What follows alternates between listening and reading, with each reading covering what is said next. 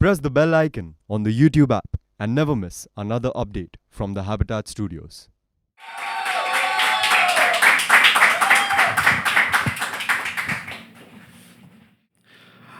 शाम का वक्त था, 5 से 6 बजे के आसपास।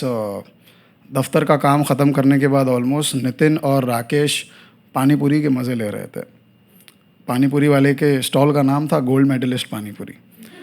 वहाँ पे अक्सर लोग पार्क में टहलने के बहाने या दफ्तर से छोटा सा ब्रेक लेने के बहाने उसके स्टॉल पे आते और पानीपुरी के मज़े लेते। कहते थे कि पता नहीं उसकी एक छोटी सी पानीपुरी में क्या जादू टोना था कि इंसान ना चाहते हुए भी एक प्लेट तो खा ही लेता। पानीपुरी के मज़े लेते हुए राकेश कहता है कि आकाश भाई, जो स्टॉल के ओनर थे, कि आकाश भाई 2 प्लेट और पैक कर देना, मेरी सास आई हुई है गाँव से, उसे आपके पानीपुरी बहुत पसंद है। और जो आकाश भाई थे वो भी कुछ ज़्यादा उम्र के नहीं थे, उनकी उम्र कुछ 28 या 30 साल की होगी, और ये बिज़नेस लगाया भी उन्हें 5 से 7 साल ही हुए थे।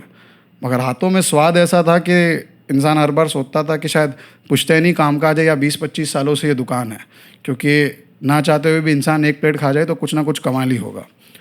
और गोल्ड मेडलिस्ट पानीपुरी वाले का एक सिंपल सा रूल था कि जो भी आए कतार में खड़ा रहे, चाहे वो पुलिस वाला हो या कोई बड़ा अफसर या फिर आम आदमी। आकाश भाई अकेले ही काम करते थे, ना ही कोई घर वाला होता था और ना ही कोई दूसरा नौकर रखा था मदद के लिए। पानीपुरी खाते खाते वहाँ पर पड़े अखबार पे नितिन की नज़र गई, जिस पे बड़े अक्षरों में लिखा था, निराशाजनक प्रदर्शन भारतीय खिलाड़ियों का ओलंपिक्स में। इस पर नितिन कहता है कि यार समझ में नहीं आता, 100 करोड़ की आबादी है और एक गोल्ड मेडल लाने के फाफे हैं। बातों को तूल पकड़ते हुए राकेश कहता है, अपने खिलाड़ियों में सिर्फ नेशनल लेवल तक ही दम होता है, वहाँ जाते टाइम टाइम फिश। बस बातें छिड़ी तो आसपास के लोगों को भी बहाना मिल गया। पीछे खड़े एक भाई साहब ने कहा कि हिंदुस्तान से ज़्यादा गरीब मुल्क के लोग भी एटलीस्ट 2 गोल्ड मेडल तो ले ही आते हैं। चीन और अमेरिका के सामने तो हमारे खिलाड़ी टिक भी ना पाए। सब लोग फिक्रे कसे जा रहे थे, ताने मारे जा रहे थे, टिप्पणी कर रहे थे भारतीय खिलाड़ियों पर। आकाश सबको बड़े गौर से देख रहा था। पैसे देने की जब बारी आई तब आकाश ने बड़े गंभीर स्वर में नितिन और राकेश से कहा, क्या जानते हैं आप हिंदुस्तान की खेल व्यवस्था के बारे में? 5 खिलाड़ियों से ज़्यादा क्रिकेट के अलावा आप दूसरे खिलाड़ियों के नाम नहीं ले पाएंगे। जब आकाश ने ये बात कही तो राकेश को एहसास हुआ कि हम कुछ गलत बोल रहे हैं और माहौल काफ़ी सीरियस हो गया है। फिर दोबारा से उसे लाइट करने के लिए राकेश ने कहा, अरे यार दूसरे खिलाड़ियों का छोड़ना, सोच अगर पानीपुरी का अगर कोई कंपटीशन होता तो तेरा gold medalist still gold medal ज़रूर लेके आता। पैसे देकर वो 2 कदम आगे चले। दोबारा से उसी गंभीर स्वर में आकाश ने उन दोनों से कहा, जिस मुल्क में बच्चों के लिए खेलने के लिए मैदान ना हो, वहाँ सब कुछ कुर्बान करके अगर एक खिलाड़ी क्वालिफाई करता है तो वो किसी जीत से कम नहीं है।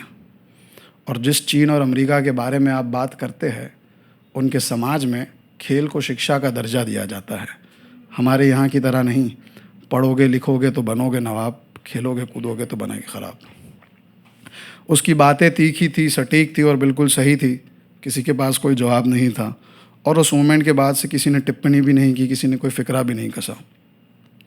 दिन भर का काम ख़त्म करने के बाद आकाश घर पे आया, काफ़ी मायूस था, डाउन था। माँ ने कहा, बेटा मैं खाना लगा देती हूँ, और उसने कोई जवाब नहीं दिया। वो अपने कमरे में गया, उसने अपने आप को बंद कर लिया और दराज पे रखी एक जूनी पेटी को निकाली और उस पेटी में रखे सामान को वो देखने लगा।